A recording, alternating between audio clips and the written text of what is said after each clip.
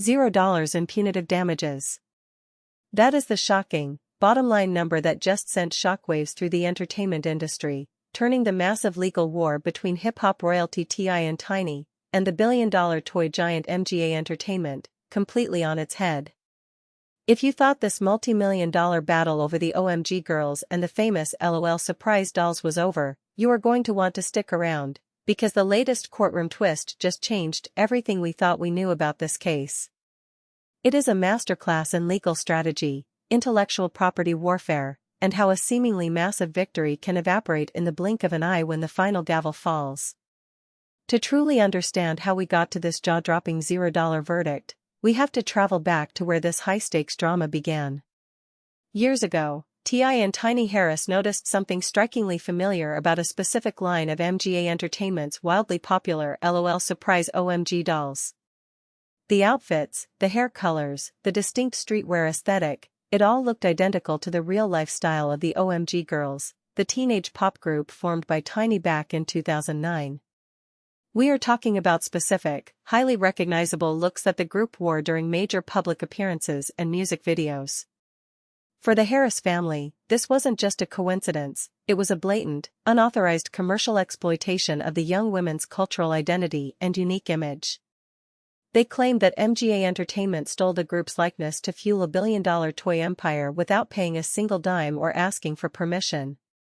But taking on a corporate titan like MGA Entertainment is never simple, and this legal saga quickly turned into a grueling, multi-round heavyweight fight. The first trial ended in a dramatic mistrial, a massive setback that only raised the stakes and the legal fees for both sides. When the second trial rolled around, the tables turned completely. The jury sided heavily with T.I., Tiny, and the Omg Girlz, delivering a crushing blow to MGA by awarding the music moguls a staggering $71 million in damages. It was hailed as a historic, landmark victory for artists' rights, sending a clear message to major corporations that they could no longer freely appropriate Black culture and the distinct style of independent creators without facing severe financial consequences. The entertainment world celebrated, and it looked like T.I. and Tiny had won the ultimate victory. However, in the American legal system, a jury verdict is rarely the final word, and corporations with deep pockets do not just pack up and go home. MGA Entertainment immediately launched an aggressive counter-offensive, filing appeals and challenging the massive monetary award. They argued that the damages were excessive, legally flawed, and that the jury had crossed the line. This relentless legal pressure brings us directly to the latest, highly anticipated courtroom showdown. The objective of this recent phase was specifically to determine the punitive damages, the extra money meant to punish a company for malicious or reckless behavior. Everyone expected another massive payday for the Harris family, with rumors of the total wealth multiplying even further. Instead, the courtroom fell silent as the jury delivered a stunning twist: $0. This $0 punitive damages verdict has left fans, legal analysts, and industry insiders completely bewildered.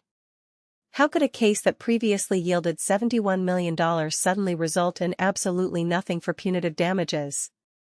To make sense of this, you have to look at the strict, complex burden of proof required in corporate law. To win punitive damages, a legal team has to prove with clear and convincing evidence that a company acted with actual malice, fraud, or a deliberate intent to cause harm.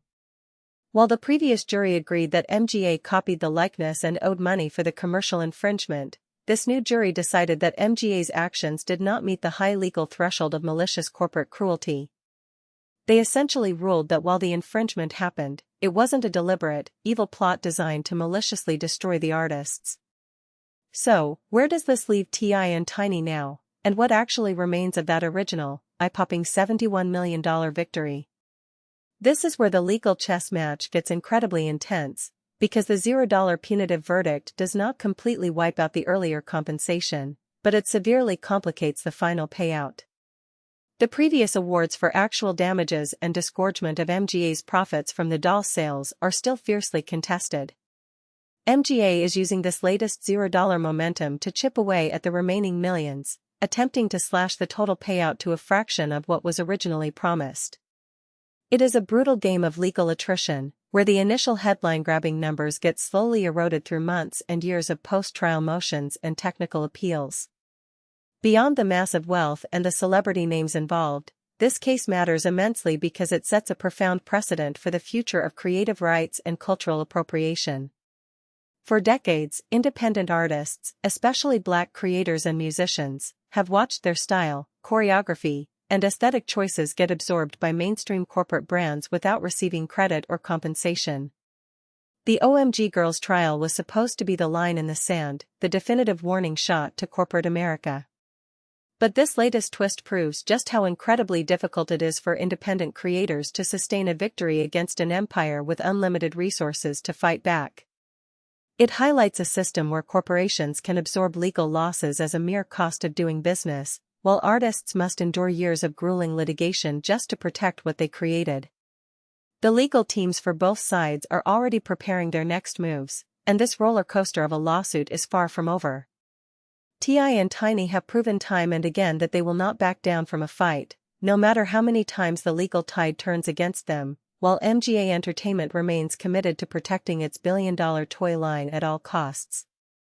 This battle is no longer just about dolls and pop groups, it is a fundamental clash over who owns culture, who controls an artist's likeness, and whether the legal system can truly protect creators from the might of corporate giants. We want to know what you think about this shocking courtroom development. Do you think the jury made the right call by awarding $0 in punitive damages, or did MGA Entertainment get away with a massive corporate injustice? Do you believe T.I. and Tiny will ultimately see any of that $71 million, or will the corporate appeals wipe it all away? Drop your thoughts, theories, and reactions in the comments below, because we are reading every single one of them. If you want to stay completely up to date on this case and all the biggest breaking stories in music, culture, and entertainment law, make sure to hit that subscribe button right now, turn on all notifications, and smash the like button on this video. Thank you so much for watching, and we will see you in the next one.